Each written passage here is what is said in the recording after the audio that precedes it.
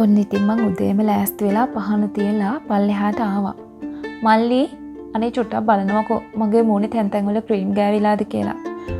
මං ඉතින් ඇහුවේ මං හැමදාම එළියට යන්න කලින් මල්ලිගෙන් අහන සුපුරුදු ප්‍රශ්නේ. නෑ ලස්සනට ඉන්නවා. මල්ලි කොල්ලත් ඉතින් ඔන්න උත්තර දුන්නා. අනේ ඔයි ලිප්ස්ටික් ගාලා වගේ පේනවද බලනවකෝ. කන්නාඩියට ගිහින් බලා ගන්නවකෝ. ඒකෙන් බැලුවට බෑ ඔයි තමුසේ කියනවකෝ. ගාලා වගේ පේනවා. ඔන්න ඉතින් මල්ලි මගේ මූණ දිහා ඕනවට එපාවට වගේ බලලා කිව්වා. ආපෝ මං ඉතින් ලිප්ස්ටික් ආයෙ ලේන්සුවකින් පිහදාලා දැම්මා. මොකද ඔය යෝක යවන්නේ? මල්ලි මගෙන් ඇහුවා.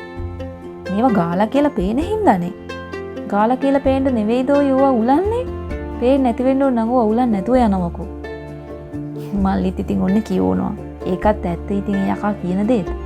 ඒත් ඉතින් කෙල්ලෝ වෙච්ච අපිට තියෙන අමුතු ආසාවල්නේ. ඇත්තම කියනවා නම් මං ඒ තැන් වලට ඒ විදිහට ගැලපෙන්න තමයි ක්‍රීම්, ලිප්ස්ටික් වගේ බියුටි කචල් ගාන්නේ. ඒත් ඉතින් අපේ මල්ලිට ඕවා තේරෙන්නේ නෑනේ. එහෙනම් සුදු අම්මත් එක්ක ගිහින් එන්න. අම්මා පාර දන්නවා. තාත්තා ඕන ඉතින් කීවෙනි පාරටද මන් දන්නේ නෑ ඒක කිව්වේ. අනේ අපේ අම්මයි මයි දන්න පාරවල්.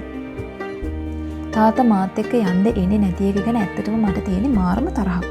ඇත්තම කියනවා නම් මං අම්මත් එක්ක ගමන් යන්න එච්චර කැමති නෑ. මං තාත්තත් එක්ක යන්න තමයි කැමති. මොකද ඉතින් තාත්තත් එක්ක ගියොත් පාරවල් වරදින්නෙත් නැතුව ඒ ගමන ගිහින් එන්න පුළුවන්. අනිත් එක තමයි අපේ තාත්තා අම්මා වගේ ලෝභ නෑ. එයා හැම වෙලේම මගෙන් බඩගිනින්ද හා එක දේවල් කන්න රන් දෙනවා.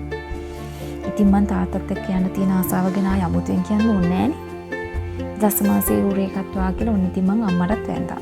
අම්මා මොකද මන් දන්නේ ගාතාවක් ඇහෙන නොඇහෙන ගානට කිව්වා.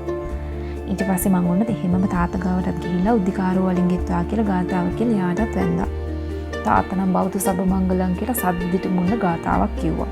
ඒ කියලා ඉවර වෙලා යා මගේ උඩුතුගෙන් අතක් තියලා යන ගමනත් සාර්ථක වෙන්න කියලා ඔන්න ඉතින් ප්‍රාර්ථනා කරා.